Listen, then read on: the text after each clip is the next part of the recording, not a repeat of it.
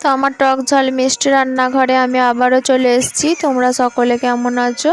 আশা করি আল্লাহর দোয়ায় সকলে ভালো আছো। আমি ভালো আছি আলহামদুলিল্লাহ। তো আজকে আমি বাটা মশলায় রান্না করব। তো আমি কি রান্না করব পরে বলছি, এখন আমি বাটা ঘষাগুলো করে নিই। তো কি কি বাটছি সেইগুলো প্রথমে বলে দিই। তো আমি আদা রসুন ছিলে নিয়ে তোমরা দেখতেই পেলে। তো রাতের বেলা রান্না করছি, একটু অসুবিধা হবে দেখতে। তো যাই বা হোক, আমি এখানে আদা রসুন ছিলে নিয়েছি, কালো সর্ষে নিয়ে নিয়েছি, আর সাদা তিলটা আমি একটু উনুনে গরম করে নিয়েছি, সাদা তিল নিয়ে নিয়েছি।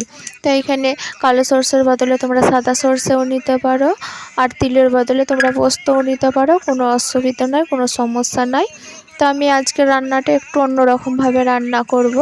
তো আমার এইখানে বাটা কষা হয়ে গেছে, আমি এবার পেঁয়াজ কেটে নিচ্ছি, পেঁয়াজটাও বেটে নেবো।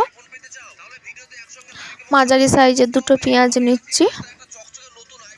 তো আমি জানি সবার দেশে আলাদা আলাদা রান্না, আমার দেশেও আলাদা রান্না, যে যার দেশে সে তার মতন খায়। আমি যেভাবে খাই বা আমার গ্রামের মানুষ যেভাবে খায় সেইভাবেই আমি রান্না করি। তো এই রান্নাটা একটু অন্যরকমভাবে রান্নাটা করব।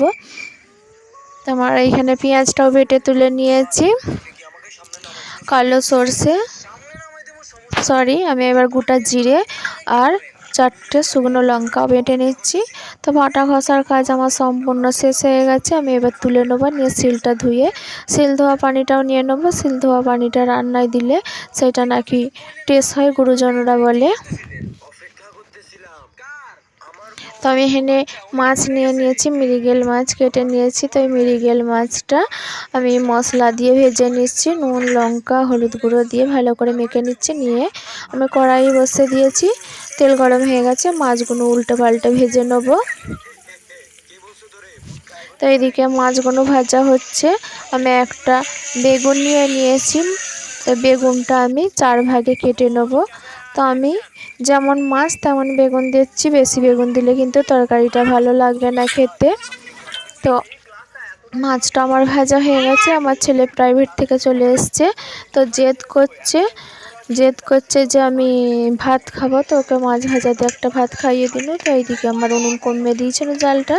তো আমি মাছ ভাজাটা তুলে নিচ্ছি, ওই তেলে দিয়ে আমি বেগুনগুলো ভেজে নিচ্ছি। মশলা দেবো না কো, নুন হলুদ দিয়ে দেওয়া আছে মাছেতে, সেই তেলেতেই সেই মশলাটি ভেজে তুলে নিচ্ছি।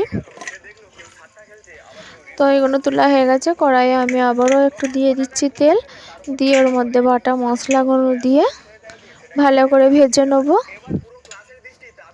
তো তার আগে আমি ফোড়নে দিয়ে দিচ্ছি তেজপাতা আর কালো জিরে। তো কালো জিরা তেজপাতাটা একটু হালকা নেড়ে চেড়ে নিয়ে মশলাটা বাটা মশলাটা দিয়ে দিয়েছি, দিয়ে হালকা মশলাটা কষে নিয়েছি, তেল ছেড়ে দিয়েছে। এর মধ্যে লঙ্কা গুঁড়ো হলুদ গুঁড়ো আর ধনে গুঁড়ো দিয়ে দিয়েছি, দিয়ে আবারও ভালো করে কষে নিয়েছি। নিয়ে তেল ছেড়ে দিয়েছে, মশলা ধোয়া পানিটা দিয়ে দিয়েছি, দিয়ে আবার একটু ভালো করে নেড়ে চেড়ে নিয়েছি। নিয়ে ঝোলের জন্য পানি দিয়ে দিচ্ছি। তো আমার ঝোলটা ফুটে গেছে, ওর মধ্যে বেগুন ভাজা আর মাছ ভাজাগুলো দিয়ে দিচ্ছি। তোমাদের কাছে চাইলে টমেটোর ধনে পাতা যদি থাকে দিয়ে দিতে পারো, আমার কাছে নেই, আমি দিতে পারিনি। তো যাই বা হোক, আমার রান্নাটা হয়ে গেছে। আমার রান্নাটা আজকে একটু অন্যরকম করে রান্না করেছি, তো আমার মনে হয় নতুন রান্না। তো যদিও তোমরা এরকম রান্না করে খেয়ে থাকো, তো কে কে কোথা থেকে খেয়েছো অবশ্যই কমেন্ট করে বলবে। তো আমার রান্নাটা কেমন হয়েছে সেটাও একটু কমেন্ট করে বলো, আর আমার পাশে থেকো, একটু সাপোর্ট করে দিও। তো সকলে ভালো থেকো, সুস্থ থেকো, আমার লেগেও একটু দোয়া করে দিও। আল্লাহ হাফিজ।